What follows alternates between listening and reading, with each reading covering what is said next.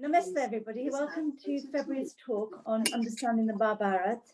For those that are new, the format is that I'm going to introduce the speaker, Dr. Nicholas Sutton, or Nick Sutton to us, and then I'm going to let him do his talk, and then after he's done his talk, there will be a session for questions and answers. You can put them in the chat box, but if you're struggling, just raise your hand. We'll go through the ones that are in the chat box, and then if we've got time, we'll answer those.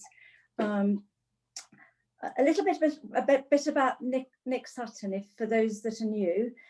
Nick is a very good friend of the OCHS.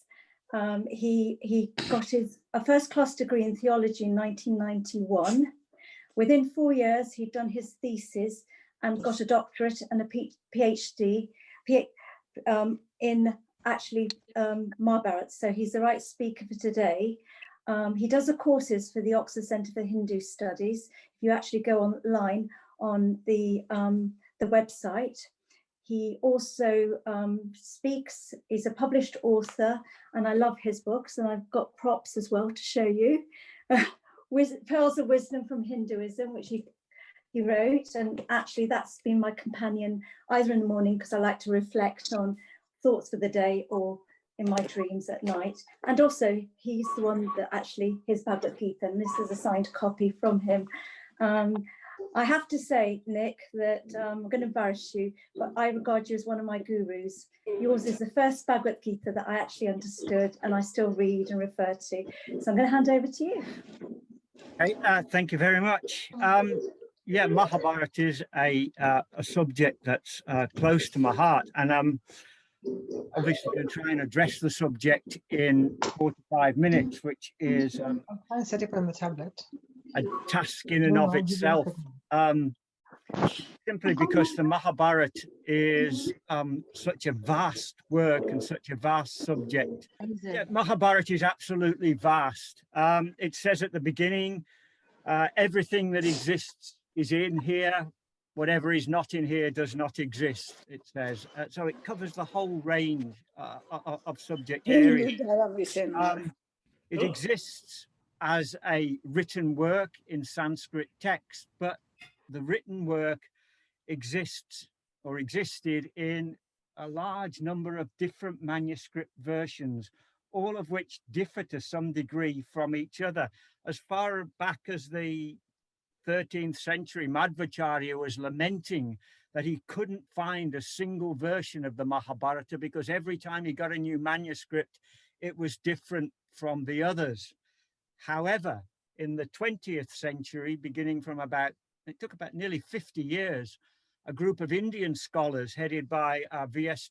Supthankar worked on comparing all the different manuscripts they could get hold of, many of them, and coming up with what they called a critical edition, so that today we have a single text of the Mahabharata, which is incredibly useful for working from, because you know when someone quotes a chapter or a verse, everybody can look at it and find that exact chapter and verse.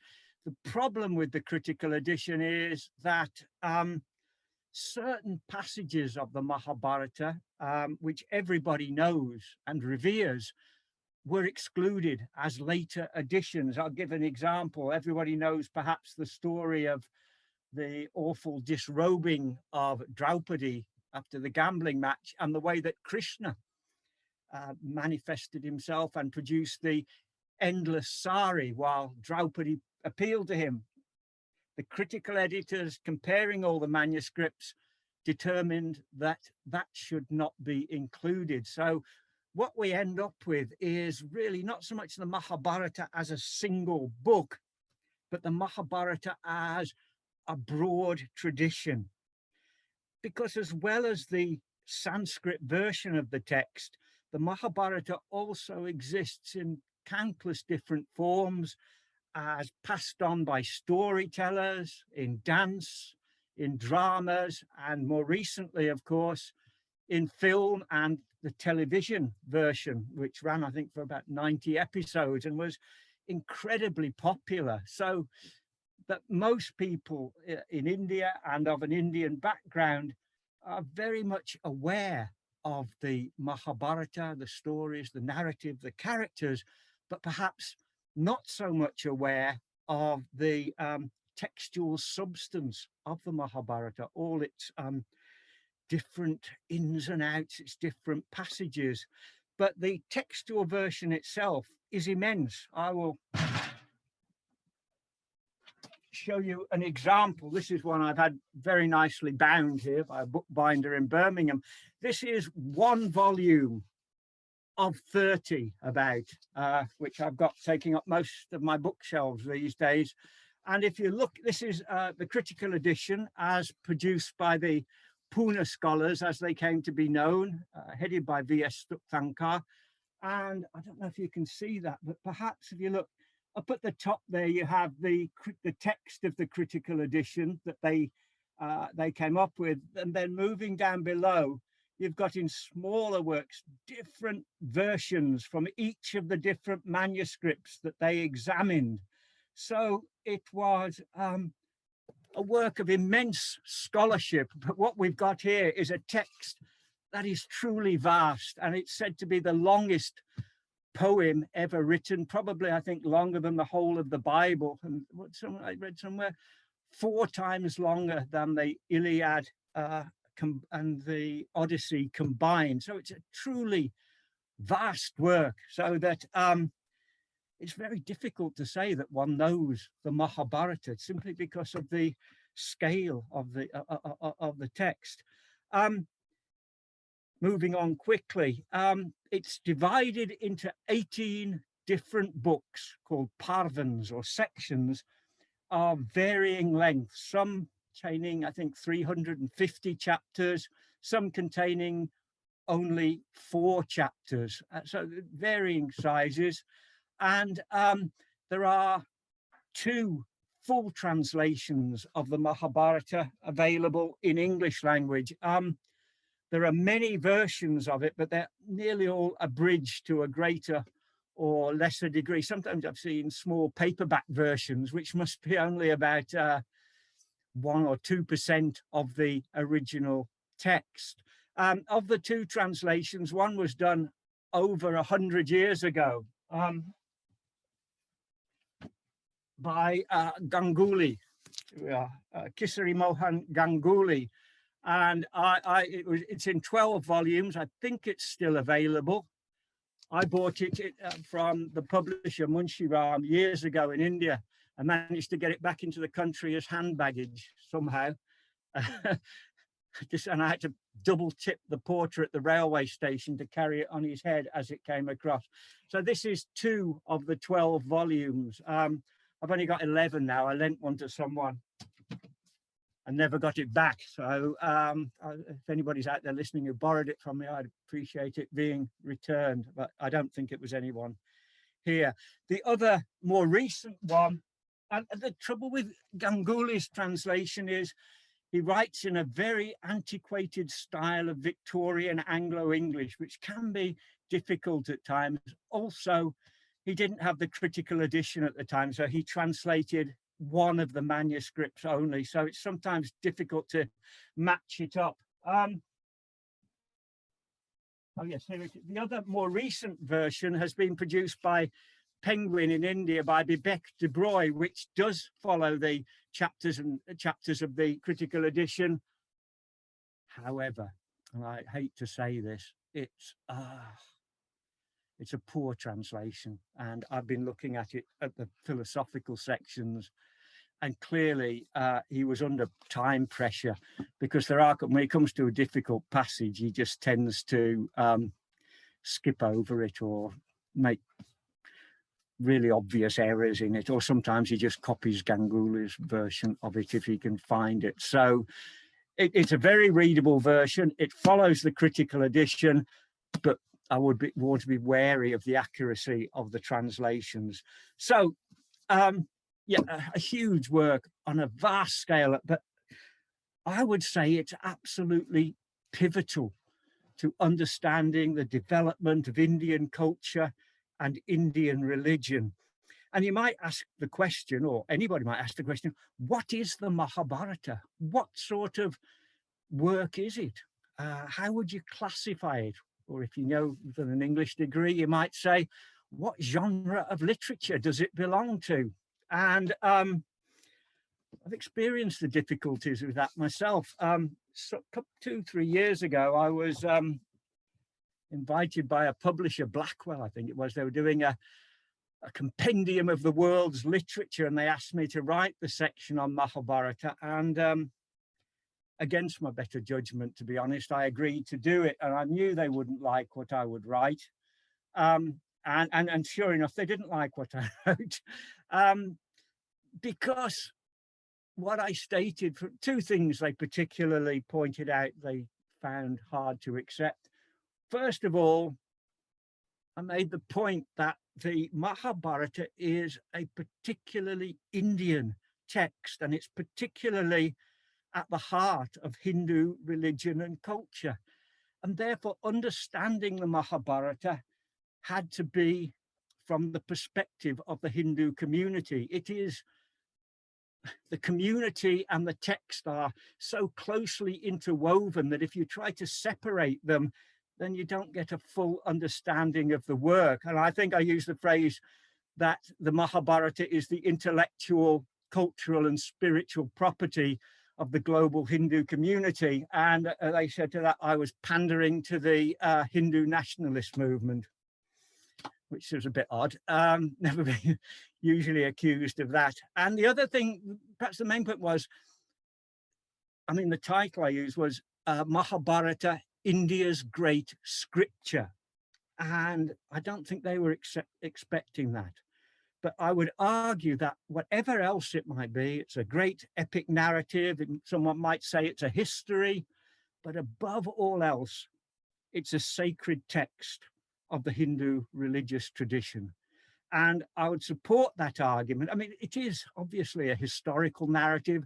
It's obviously a magnificent epic tale. It's also a compendium of sacred lore of many different types, but above all else, I would say it is a scriptural text. And I wrote from that perspective, which wasn't what they were really wanting, but I would stand by that. Absolutely, it is a scripture, a sacred text. And I'll give 4 reasons, which I would say are unassailable, which prove that that's what it is. That's what the genre is, sacred text. First of all, the great acharyas of the past, Shankaracharya, Madhvacharya, Ramanujacharya, in commenting on other works such as Upanishads, Bhagavad Gita, they wrote commentaries on those sacred texts. They frequently quote verses from the Mahabharata. Now, I would say that these are acharyas of different schools of Hindu religious thought. They wouldn't quote a history book because that would be anomalous with what they're trying to do. They quote the Mahabharata because it is a sacred text that provides spiritual religious teachings. Secondly, the whole of the Mahabharata, you could say, is a discourse on Dharma, through the characters it portrays, through the course of the narrative, through the debates they hold between them on the proper course of action to take. The central theme is, what is Dharma? And you hear the phrase constantly, Dharma sukshmusti. Dharma is a subtle matter. But the representations of the characters, Yudhishthir, Bhim, Bhishma, Drona, Duryodhan, Karna, they all represent in some way or epitomize certain tendencies in humanity related to Dharma. So the narrative structure revolves and centers around this ongoing attempt to determine how we can establish what is Dharma, what is the proper way in which we should live our lives. Okay, third point about that is Krishna. Krishna isn't the central character of the Mahabharata in the way that Ram is in the Ramayana. Nonetheless, He appears omnipresent. He moves in and out of the narrative constantly. And we are repeatedly informed and shown that Krishna is not one of the ordinary characters, you might say, but he is a divine avatar. Now, the notion of avatar, the descent of the supreme deity in this world in a particular form, I would say is one of the central ideas of Indian religious thought. And that idea can be traced back as far as the Mahabharata. It's in the Mahabharata that we find the first presentation of that idea of avatar, the descent of the divine into this world. And the activities of Krishna are the activities of the supreme deity. That is made clear, of course, from the Bhagavad Gita, but in many, many other passages of the Mahabharata as well, we are repeatedly informed that Krishna is no ordinary character. Moreover, we have his exhibition of his divinity, the Vishvarup, the form of the Lord that is the entire world. That, of course, is in chapter 11 of the Bhagavad Gita, which is part of the Mahabharata, but also it's shown to the Kauravas. They have a glimpse of it when they try to make Krishna a prisoner. It's shown to Uttanka as Krishna's leaving and going back to Dwarka, and another passage later as well. So the presence of Krishna transforms the Mahabharata into what we might describe as an avatar narrative, an extended avatar narrative, which is again fundamental, intrinsic to Indian religious thought. And finally, within the Mahabharata, but you won't find it in the abridged versions, there are huge passages of direct religious instruction, philosophical and religious instruction. And they probably constitute about 30 to 40% of the content of the Mahabharata. Isn't telling the story of the Pandavas and the Kauravas, it is instructions placed into the mouths of the characters, or else of sages, rishis, and holy men they encounter during their travels. They receive instructions. So for those four reasons, I would insist that the Mahabharata, whatever else it might be, is an Indian sacred text, specifically a Hindu sacred text. And I think that point is unassailable. I want to take each of those points in turn and follow that theme of the Mahabharata as sacred text, a book of religious and spiritual instruction. I spoke a little bit about this last time I'm giving the talk on Dharma, but I want to take up that theme just briefly for a few minutes because it's so fundamental to the narrative, particularly of the Mahabharata. The idea of Dharma. What is Dharma? And sometimes Dharma is translated as duty, sometimes it's law, but also it's pure virtue, being of the right state of mind. And these different ideas on Dharma interact and sometimes come into conflict with each other within the Mahabharata through the characters it shows us. And let me first of all state the way that Dharma is shown in the Mahabharata, and then talk about the interactions between the different understandings of Dharma it offers. First of all, we have what is known as Varna Dharma, the duty of an individual in relation to their position in society. Now, we constantly encounter within the Mahabharata the idea of the four Varnas: the Brahmins, Kshatriyas, Vaishyas, and Shudras. It's not really a caste system at all. I think it's sloppy when people translate Varna as caste because there's enormous differences between them. The idea of the Varna system that is repeatedly stated is it maintains the order and prosperity of society. Every individual has a particular role to fulfill, and when they fulfill that role properly, effectively, with purity, then society as a whole flourishes to everybody's benefit. So in a sense, you might say, and properly say, that the Varna system, although often you'll find people who can identify what Varna they are, it doesn't really have that much meaning in the modern world, because we don't work according to our Varnas. We don't follow duties. You'll have Brahmins opening shops and Shudras ruling countries and things like that. And many of the occupations that we fulfill don't fall under the ancient Varna classification. But the principle is maintained of the value of social order, that maintaining a clear social system for the benefit of all individuals. I think that's the point. But in the Mahabharata story, we have particularly the Brahmins and the Kshatriyas attempting to establish what is their duty, and set against that, perhaps, or alongside it, is the idea of what is referred to as Sanatan Dharma. Sanatan in the sense of eternal Dharma, but perhaps better, universal Dharma.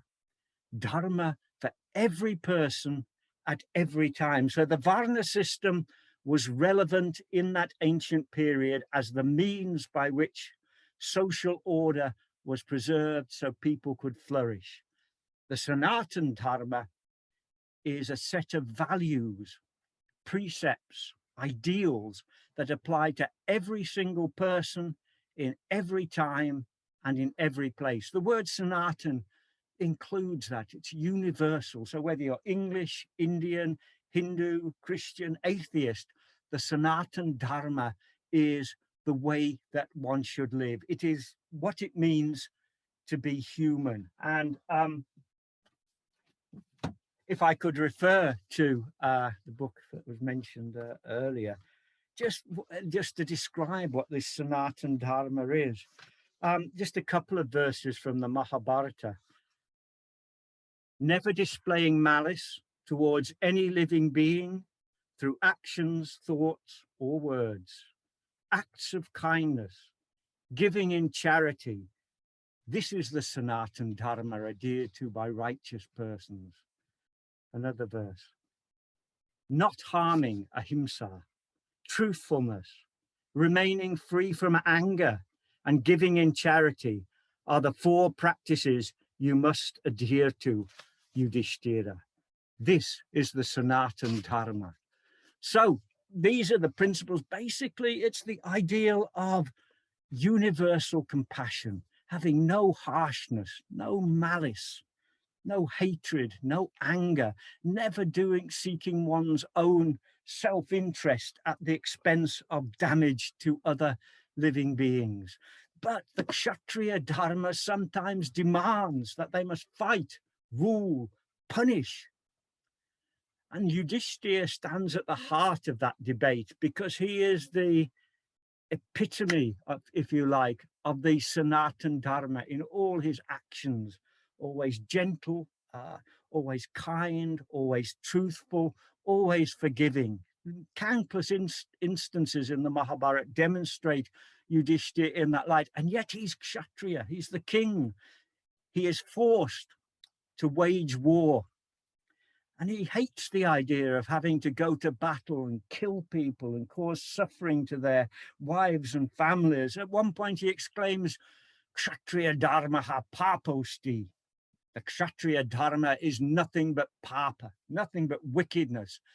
That tension is there. And the wonderful thing about the Mahabharata, it doesn't give you simplistic answers on those difficult questions.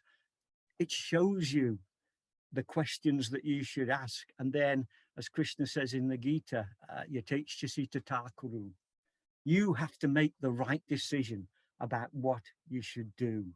So the Mahabharata in this way, through its characters, through its direct teachings, explores the intricate ways in which Dharma is understood. And it shows us the difficulties in life. Yes, I want to be compassionate, but at the same time, I have a responsibility to my family. Yes, I want to give charity, but I've also got other things that I need to do, other responsibilities that I need to fulfill with the money I have, and it's never easy. And the Mahabharata doesn't try and pretend it's easy. It shows us, though, the difficulties and tries to help and guide us through that, to live a life that is properly in accordance with Dharma. So there's so much more that could be said about that. I would also make the point that there is another form of Dharma that is presented within the Mahabharata, which is the moksha Dharma, which is the path to spiritual perfection and liberation. I'll say a little bit more about that in a few minutes. But it also teaches Sankhya and Yoga, which are pathways to liberation from rebirth. It also teaches bhakti as well, devotion to Vishnu, devotion to Shiva. But we'll take that up. I'm watching my time, because there's nearly 100,000 verses in the Mahabharata, and it's a bit of a difficult task to pack it into 45 minutes or so. Okay, but yeah, the point I'm making there is this exploration of Dharma is subtle, wonderful, and absolutely enlightening. I would say my view on scholarship of the Mahabharata isn't learning about the Mahabharata. It's learning from the Mahabharata. It brims to bursting point with lessons for humanity. Even Duryodhan teaches us good lessons of what not to be. I was reading a speech on Dharma by Duryodhan a few days ago. It teaches us how to misunderstand Dharma. Anyway, let's move on. Krishna. Yes, of course, I mentioned before, the doctrine, the idea of avatar is presented for the first time, as far as we know, within the Mahabharata. And of course, the Bhagavad Gita in chapter 4 specifically refers to the idea of avatar. But repeatedly throughout the Mahabharata, we are reminded and shown the divinity of Krishna, to the point where almost, well, many of the characters, even those on the Kaurav side, know that the triumph of the Pandavas is inevitable. Dhritarashtra is told by Sanjay, your side cannot win because Krishna is there. Krishna is Narayan, and wherever there is Narayan, there will also be victory, triumph for the Pandav side. But even Duryodhan is told this. Duryodhan is shown the Vishvaroop, but he won't accept. He says it's just a conjuring trick, a magic trick. So Krishna strides across the drama of the Mahabharata, this divine being, really controlling everything. And in the Bhagavad Gita, in chapter 11, he says to Arjuna, Bhishmam cha Dronam cha Jaidratam cha Karnam Tatanyan Apayoda Viran Mayahatangs. All these warriors, Bhishma, Drona, Karna, Jaidrat, they're all killed Mayahatan. They've been killed by me already. Therefore, he says to Arjuna, Nimitta Matram Bhava. You just be the instrument. In other words, the whole drama of the Mahabharata, as it is played out, book after book, chapter after chapter, everything is going on under the control of Krishna, because he is not a character, he is the deity. Now, there's much more, again, we could say about that. But the one question that I find repeatedly comes up, because we do teach courses on the Mahabharata and Ramayana, and one question comes up is, Krishna's behavior is, in one sense, less righteous than Yudhishthira's.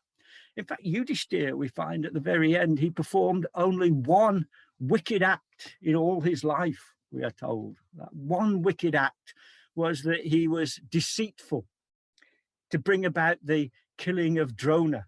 You know, he called out, Ashvatthama is dead. And he said, Ashvatthama, the elephant, in a soft voice, to mislead Duryodhana, mislead Drona. And that is said to be that act of deceit is the one act of wickedness he performed in his whole life. But who told him to do that? Who persuaded him to do that? Krishna. So there's a number of times, aren't there, in the Mahabharata story, the killing of Karna, etc., the killing of Duryodhan, struck with a blow below the belt by Bhima. That again was Krishna's idea. So in fact, my son was only putting this point to me 2 days ago. He's been reading bits of the Mahabharata. Why does Krishna do this? You know, he's supposed to be the divine. I think there's two answers to that. First of all, it may well be that Krishna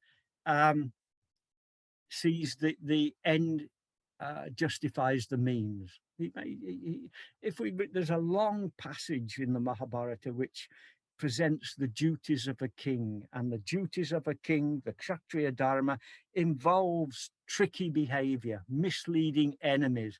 And it may be that Krishna, when he acts in that way, is following the Kshatriya Dharma, the code of the Kshatriyas, because politicians, generals, military people, they can't be totally honest. They have to deceive the enemy to gain victory. That's the Kshatriya Dharma. So perhaps Krishna is just following the Dharma of the Kshatriyas, but also I think there's a point that Krishna cannot be judged in the way that we judge other characters, because Krishna is beyond the dualities of the world. There's a passage in the Bhagavatam where after the dance with the gopis is described by Shuka, King Parikshit says to him, how could it be that Krishna, the defender of Dharma, who's come to earth to perpetuate Dharma, would do such an act? And Shuka says, you can't judge Krishna as you would judge any other person. And it says that also in the Gita, that one who attains the higher spiritual position is beyond dharma and adharma. There is no duality. There is only absolute purity. Dharma and adharma represent the duality of purity and impurity. But Krishna and those who follow Krishna and rise to that same spiritual platform position are beyond dharma and adharma. But anyway, it's an interesting point why Krishna engages in that way, and it's one that can be discussed at greater length. Okay, but I do want to move on and conclude with the third of the points I made, and I think this is essential as well for any understanding of the Mahabharata. It isn't just a narrative presentation, a story. It also contains a body of literature that contains sacred lore. Many of the great stories of India are first to be found in the Mahabharata. I jotted a few of them down. Where are we? Yes, the story of Yayati, the story of Nala and Damayanti, the story of Savitri or Savita, the story of Daksha's Yajna being destroyed by Shiva, Shakuntala, the birth of Skanda, Kartikeya, Rishashringa, Parshuram. All of those well-known narratives have their primary location, or first of all appear within the Mahabharata. But more especially, we have very, very significant religious teachings, spiritual teachings that are contained within it. It is a repository of spiritual wisdom. I said 30 to 40% of it consists of these teachings. Books 13 and book 12, the Shanti Parvan, the Book of Peace, and book 13, the Anushasan Parvan, the Book of Instruction.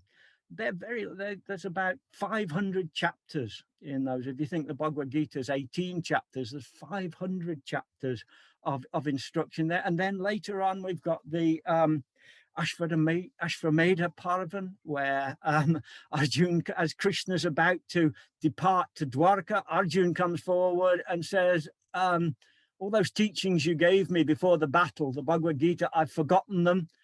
Can you tell them to me again? And Krishna gives another 30 or 40 chapters of teaching called the Anugita. So the Mahabharata contains these vast amount of really important spiritual teachings. And I'll just try and say a few words about exactly what those teachings consist of. Within the Shanti Parvan, now, we know that Bhishma, during the conflict, again through some tricky dealing, Shikandi comes before him. He puts down his bow so as not to shoot Shikandi, because he knew that he was originally a woman.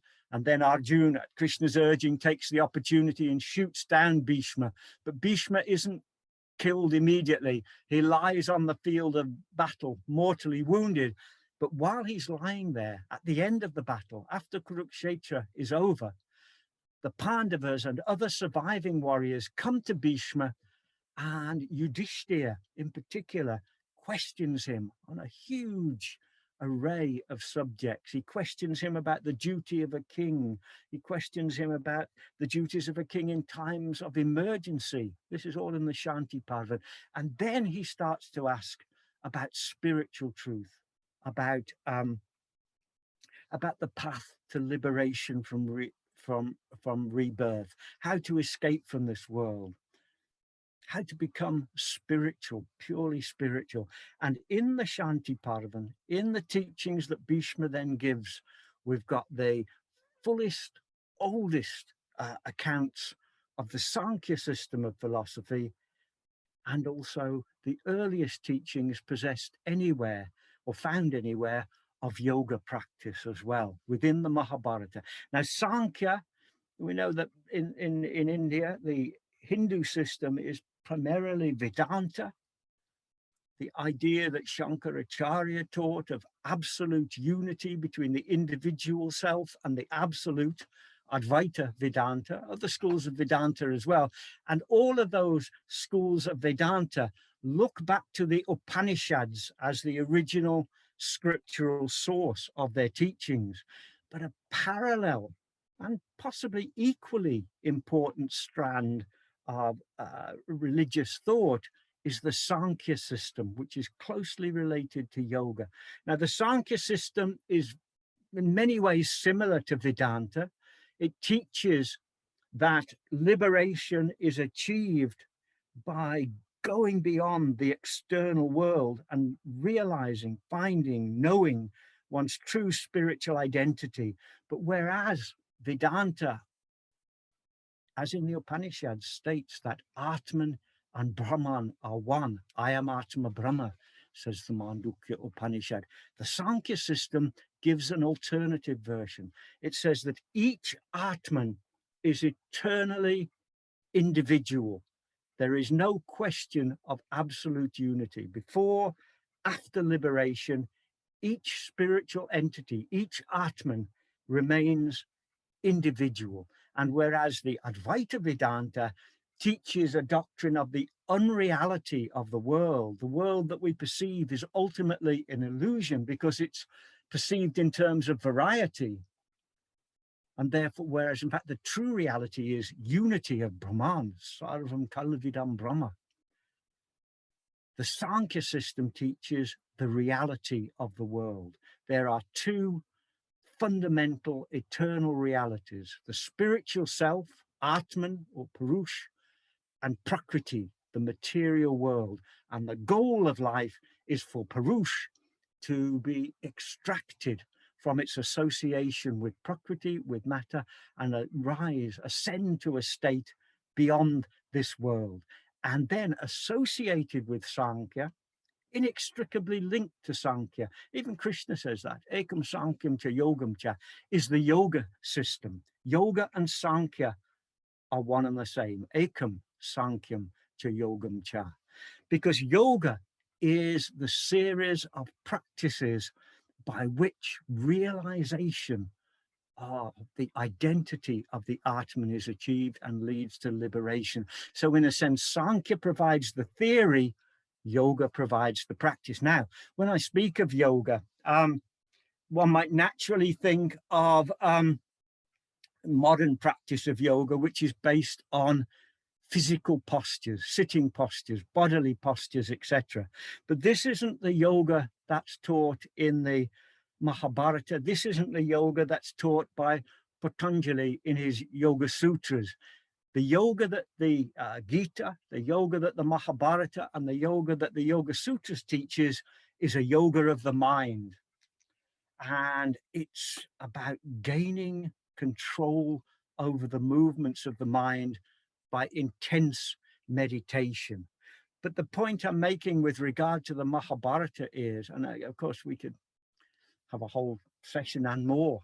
In fact, we have a whole course on yoga practice, yoga techniques.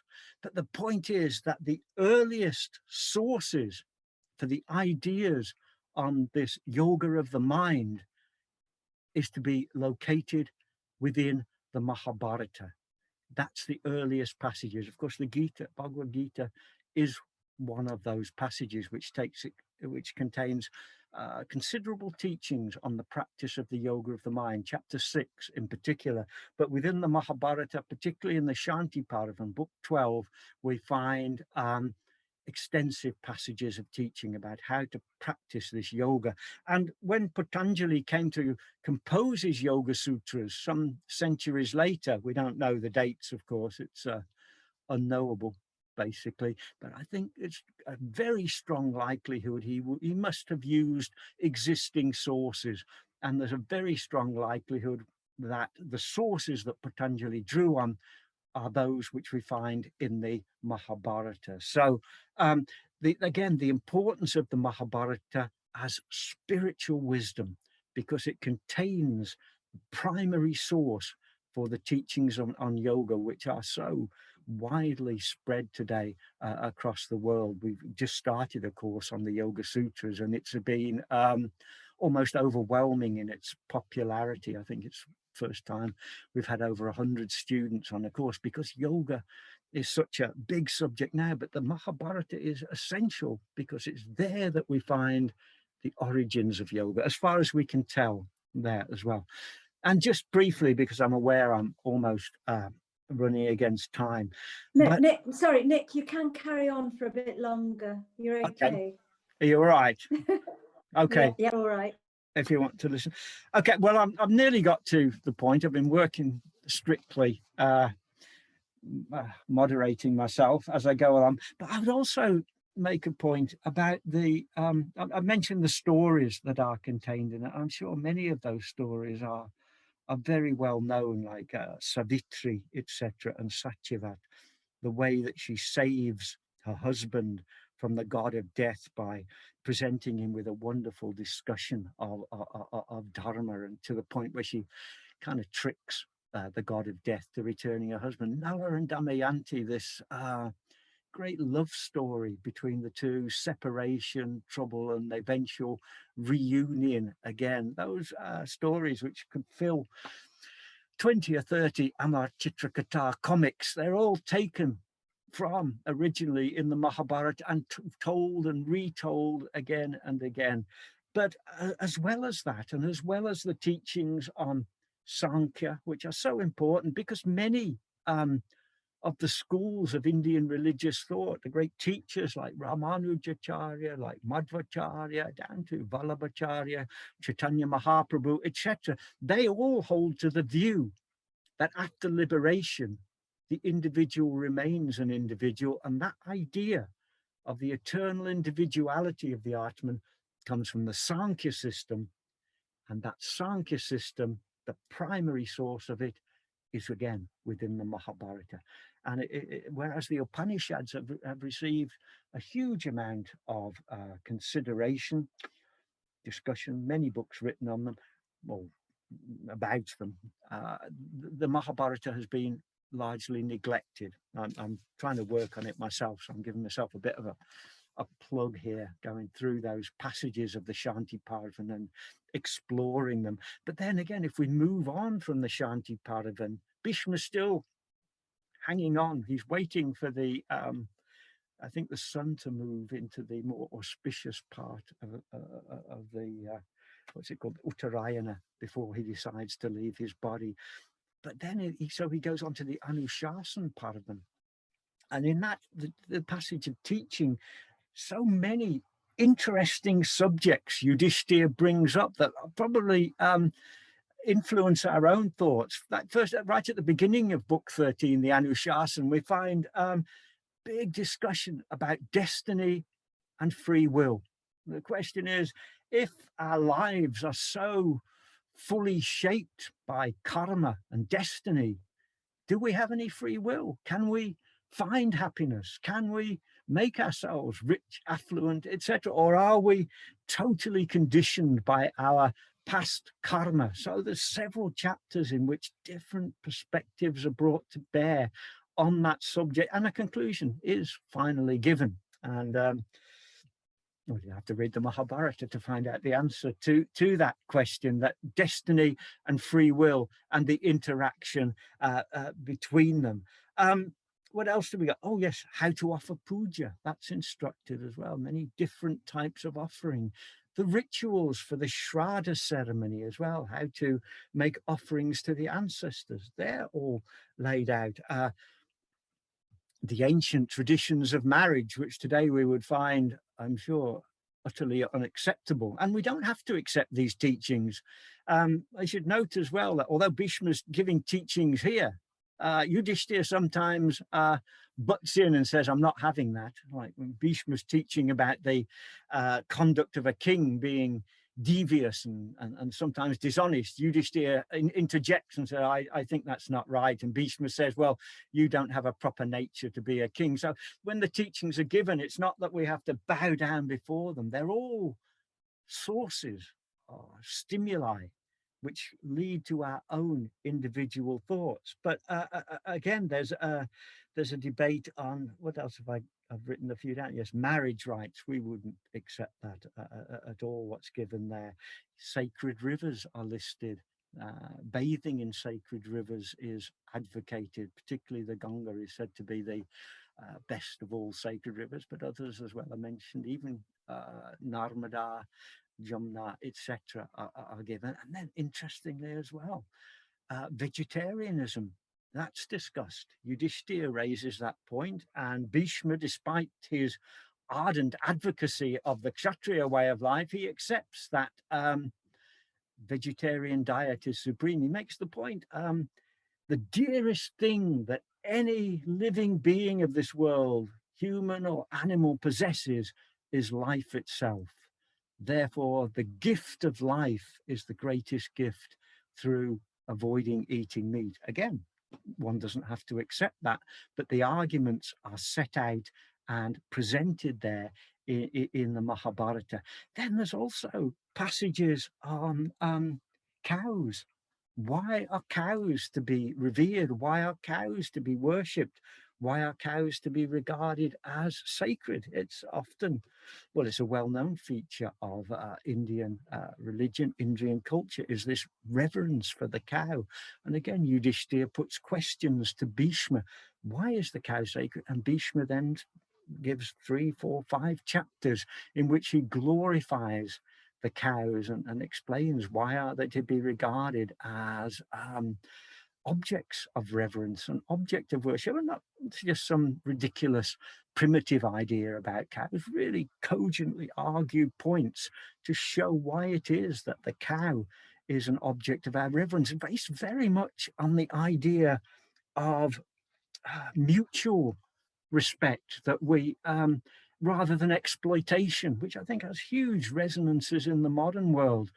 We tend to see anything, animal, plant, mineral, as something we can exploit and not bother too much about nurturing it. But what Bhishma is saying is that when you take from the cow in the form of milk, you also have to make sure that you're giving back in return with protection, nurturing the cows. So the point I'm making, all of these subjects are covered within the Mahabharata. So if one wants to discover any ancient primary text about elements of Indian religion thought, deeply philosophical, spiritual, yoga, practical, ethical, etc., then the place to look, there'll be somewhere within the Mahabharata, if you can find your way around it, there will be something there. Vidura as well, and earlier on when he speaks to Dhritarashtra, gives him a passage, Viduraniti, about the right way to live, how to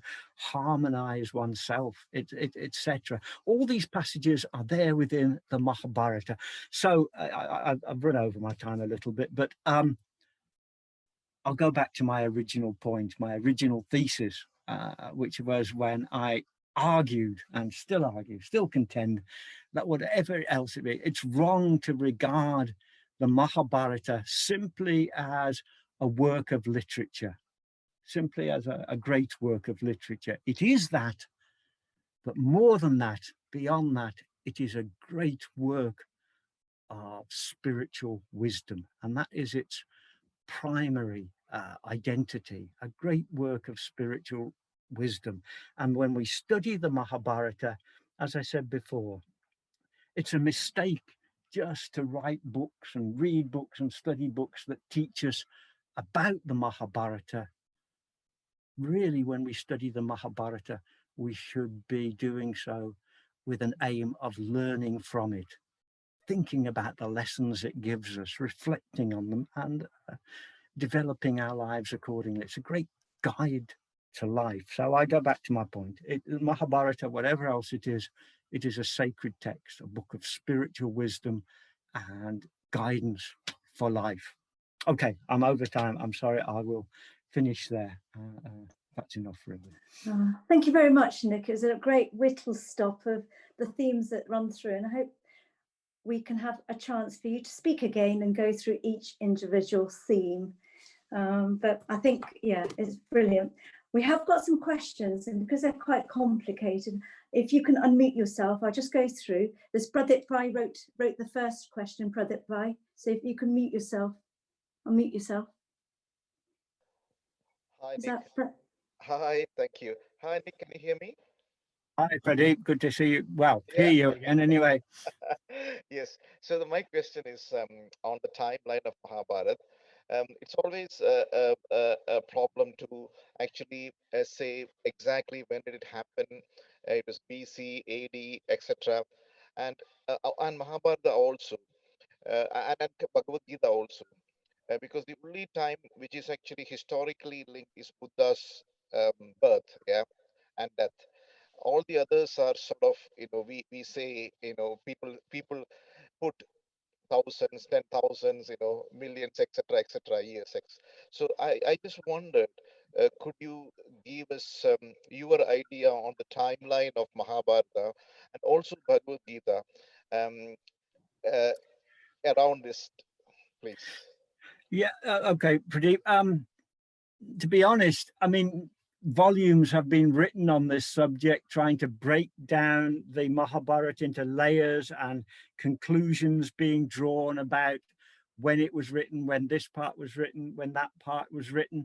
The honest answer is nobody knows. Nobody knows at all, despite the volume. I think it was Alf Hiltibeitel, who was one of the American scholars on it. He commented a few years back, nobody is close to proving anything about it. And V.S. Sutton wrote, all such critical studies of the text are useless, as indeed they were always destined to be, simply examples of wasted ingenuity.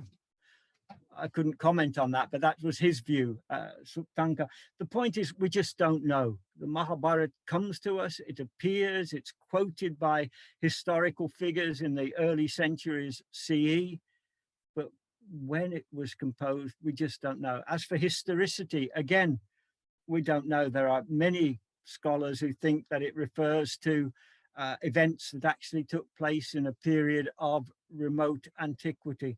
Likewise with the Bhagavad Gita, nobody can say with any certainty when or where it emerges from. And I think in some ways the debate over whether it's word for word historically accurate isn't the most important thing, because the really important thing, whether the Bhagavad Gita was composed 1000 BCE or whether it was 200 BCE, it's the ideas it contains, because those ideas are timeless, they are beyond time. But if I'm honest, and you ask about dating and things like that, I don't know, and I would say that nobody knows. It just emerges from the mists of antiquity. Sorry, that's not really a proper answer, but it's honest at least. I have another question. If Nagaraj Bhai, he followed on from Pradeep Bhai, can unmute yourself and ask the question, because that was quite a long question. Yeah, thank you, G. Hi, Nick. This is Nagaraj here. So we used to see you at the Birmingham group before the COVID pandemic. Can you hear me, Nick? Yes, I can hear you. I was just trying to recognize you wearing sunglasses in the picture.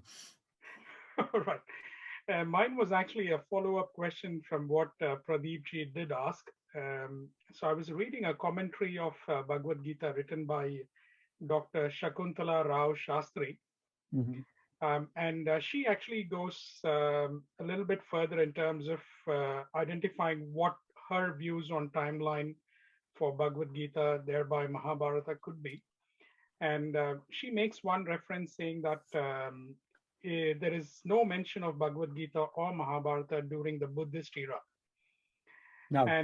And there has been some kind of teachings from Buddhism incorporated into Bhagavad Gita. So things possibly that when it was kind of constructed or rewritten in whatever forms it possibly was after the Buddhist era. So it was just a comment to what Pradeep Ji had asked. So I thought I'll just make a reference reading that book by that particular author and her comments with this. So I thought I'll just add that and just hear your views on it. I think there are commonalities between Buddhist thought and Bhagavad Gita thought, but the lines of transmission are unclear. Was the Bhagavad Gita drawing from Buddhist teachers? Were the Buddhist teachers drawing from the Bhagavad Gita? Or was there a common pool of language and ideas that both the Gita and the Buddhist acharyas dipped into and took ideas from? We simply don't know. I'm wary of drawing simple lines saying the Gita drew on Buddhism like that, because my feeling is that the situation in the ancient period was far more complex than that would suggest, and that different people were interacting with each other in different ways. And we simply don't know at all the lines of transmission between one group and another. So I'm wary of those. I know people write PhD theses on such subjects, and it's very tempting to hypothesize, but we have to be aware that all of this is guesswork, speculation. I go back to the point that Hilti Beitel makes. No one is close to proving anything. So we simply don't know what was the situation. But what we can identify is certain commonalities: Yoga Sutras, Bhagavad Gita, Sankhya, Yoga, Buddhism. But how that commonality came about is no one knows. No one can say. Okay, that's great. I think the next question is from Ramila. Ben, if you want to unmute yourself. Ramila? Hi, Nick. My question is, you talk about vegetarianism, the importance of the cow, and other subjects that we take for granted, not knowing the original point of it. My question was, which version of the Mahabharata can we read to understand these things? Because most of the versions that are out there are readily available, just sort of tell the story. They don't go into these philosophies and things. They just sort of outline the story. This happened, this happened, this happened. So could you recommend a version that we can all get a lot more out of? I was hoping that Nick would say that he would write his own, but I'm going to leave that one to you, Nick. What I would say is, yeah, I mean, obviously when you're presenting an abridged edition of the Mahabharata, which you have to do because otherwise it's so vast, you tend to exclude. I've seen a fairly substantial abridged version recently, and it included, I think, 3 pages on the Shanti Parvan. That's 350 chapters reduced to 3 pages, simply because basically nothing happens in the Shanti Parvan. Bhishma lies down, Bhishma gives teachings, and the narrative isn't progressed at all there. The only way to find to get contact with these pieces is you can try and get hold of Ganguly's translation in the 11 volumes, or Bibek de Broy's. I mean, Bibek de Broy isn't useless by any means, but he is suspect. But I think on the that passages, have a look and see the Anushasan Parvan in one of his volumes. He will give you a clear insight into some of the teachings there. And also, yes, I mean, I wrote this 20, maybe more, 30 years ago, Religious Doctrines in the Mahabharata. And what I tried to do there was to just go through the whole Mahabharata. And I was looking at this today. I've still got my notes made on an old Amstrad. On every chapter of the Mahabharata, I put a little page summary, you know, a little couple of lines to summarize the chapter, so that, and then I use that to write the book. So it's a sort of guide to the religious teachings of the Mahabharata. It's by no means comprehensive, but it will tell you where to look for different teachings, for the most part, on different subjects. But Mahabharata's huge, vast, and it's hard to find. As I say, there's only the 2 translations that you can really go to, because none of the abridged versions will have anything of the Shanti Parvan or Anushasan Parvan within them. So Bibek de Broy is more readable and more easily accessible. So to that extent, I would recommend his Penguin version and look at the later books of it. Shanti Parvan, he's weak on. It's difficult, the Shanti Parvan, these philosophical ideas, they tax the brain, and he didn't have time, I don't think, to spend 2-3 hours on each verse, which is probably what was required. And some of the verses are so difficult. I used to go and see Professor Narasimhachari when he was in Oxford, and show him a verse I was struggling with, and he'd say to me, this makes no sense, change it. And he would suggest that I change the text of the Mahabharata in order to produce my own version that made more sense. I never did that, but that was, so it's not an easy text in many cases. But I think on the Anushasan, Bibek de Broy, if you look for book 13, he would be the most accessible source that is available. I've got quite a lot of questions, so I don't know how much time. I'm here. You're here. I'll take them in order of the ones that came in first. Gordon, you asked a question. Did you want to unmute yourself and ask the question? Nick, it's an honor to speak to you. It's my understanding that the journey of moksha is a personal journey. Consequently, is the world news of other people's karma of any concern to me? Yes, it's essentially a question, isn't it? That if I could go back, the Sanatan Dharma that Yudhishthira advocates and follows is very much based on the way that you interact with the world. The Moksha Dharma is, as you suggest, very individualistic. It's primarily focused on one's own individual liberation. And you might conclude from that that it is world denying, and therefore it's not concerned with the well-being of the world, which you just sit back and regard as karma moving on. However, the Bhagavad Gita is so important here. And the Bhagavad Gita, as again Suttanka said, is the heart's heart of the Mahabharata. It resolves a lot of these issues, and it resolves that issue of world denying and involvement, expressing the dharma of compassion through its doctrine of karma yoga, that you engage in action on behalf of the well-being of the world, but without selfish desire. Therefore, Krishna says, Karmanaiva hi sangsiddhim astita janakadaya.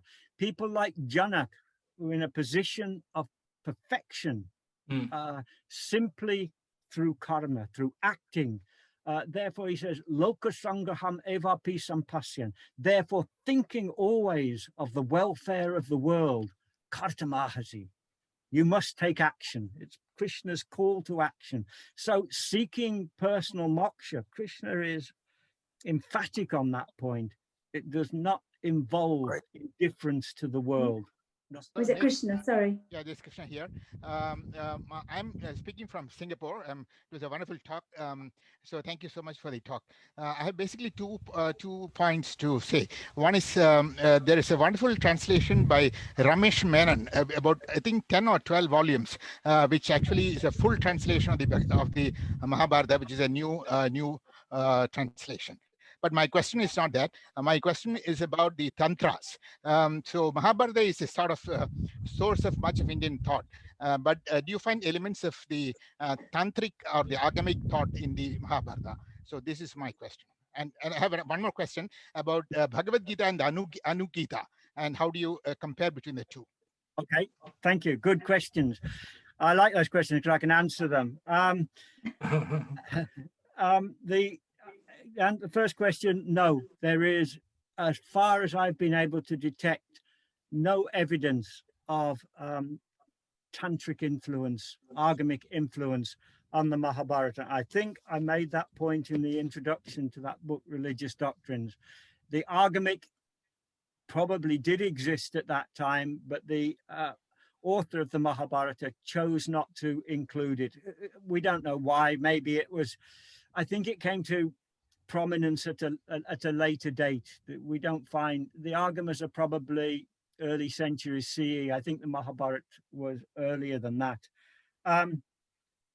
The other question, Bhagavad Gita and Anugita. Yeah, it's a good question, and it's something that struck me because the teachings that Krishna gives in the Anugita are somewhat similar to the Bhagavad Gita, but at the same time really quite different from the Bhagavad Gita. The Bhagavad Gita is in many ways unique amongst the passages of the Mahabharata, and that's why it's attracted so much interest from people, commentators who didn't explore the full Mahabharata.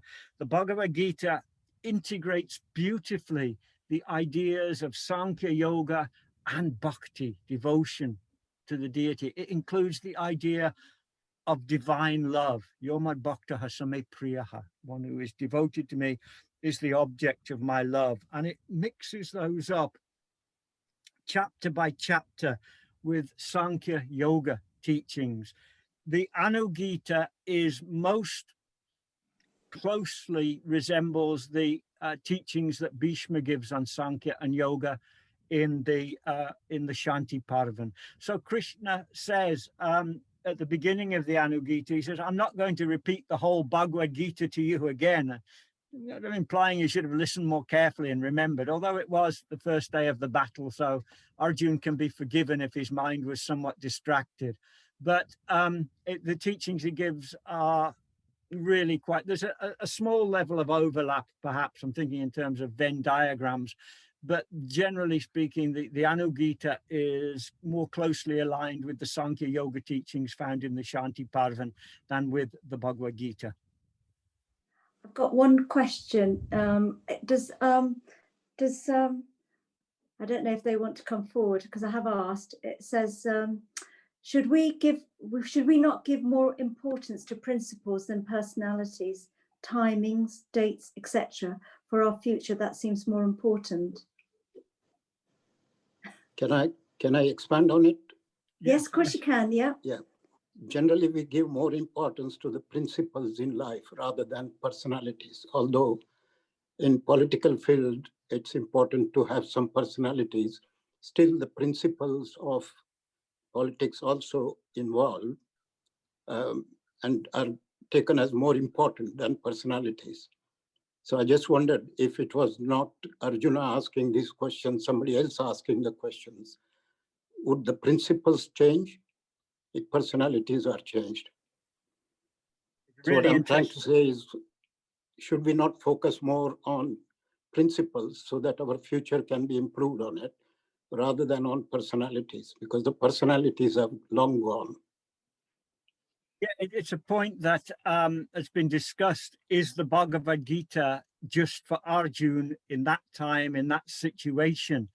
Arvind Sharma, a good scholar in North America, he makes that point that we should see the Bhagavad Gita primarily as Krishna addressing Arjuna at Kurukshetra. Personally, I would agree with the point you're making, that the ideas transcend the personalities. And the same with Yudhishthira's demonstration of Sanatana Dharma. I think the point I would make is, though, that presenting the teachings within a narrative format is a very effective way of conveying the teachings, because we may read, you know, a treatise on Sanatana Dharma and you should do this, you should do that. But when we see a real identifiable life situation, then it's got a particular potency, I think, to set the mind working. And I think, again, what is wonderful about the Mahabharata is that the characters, taking Krishna apart, they're all multi-dimensional. You haven't got any purely good or purely bad. Take Karna, for example. He's got so much goodness into him, but he's also a horrible fellow at times. So it shows us the real life situation. And I think, yes, I agree with you, absolutely. The principles are what really matters. But I think the way the characterizations and the narrative presentation is a particularly effective way of transmitting those ideas and principles. Right. I'm thinking more in terms of future and the future generations, that they will relate better to the principles than to the personalities of the past. And whether the timing of Mahabharata was 3,000 years ago or 10,000 years ago, does it really matter now? I don't think so. I mean, I read those principles before. If you read, they were written 2,000, 5,000 years ago. Compassion, freedom from anger, having no malice.